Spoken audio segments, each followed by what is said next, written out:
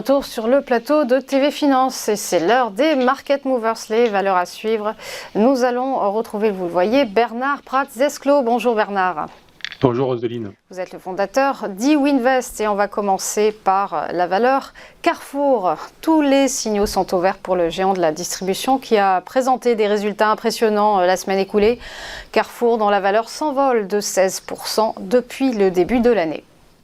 Oui, tout à fait. En fait, on est sur une action qui nous dessinait depuis maintenant plusieurs mois, en fait, une configuration qui était potentiellement une configuration dite de retournement. Et cette configuration, c'était une TEI.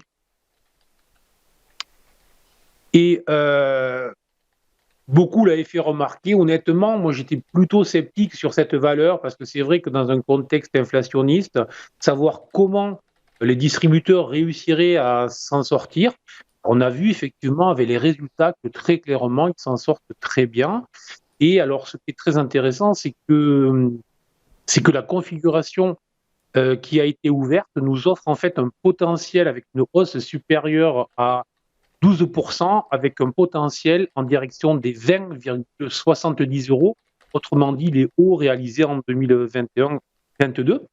Donc attention quand même, parce qu'à court terme, on est sur une valeur qui est inscrite sous une double résistance. C'est à la fois une résistance une horizontale, qui était un ancien support, et aussi une résistance qui est une oblique ascendante, qui devrait souffrir, pourrait un petit peu bloquer logiquement le cours de bourse dans les prochaines heures, les prochaines journées.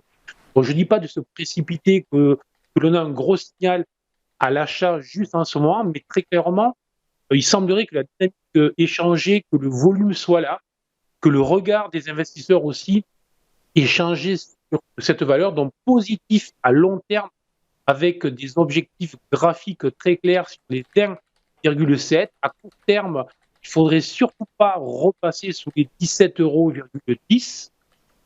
Et à moyen terme, ne pas revoir les 16,20 euros.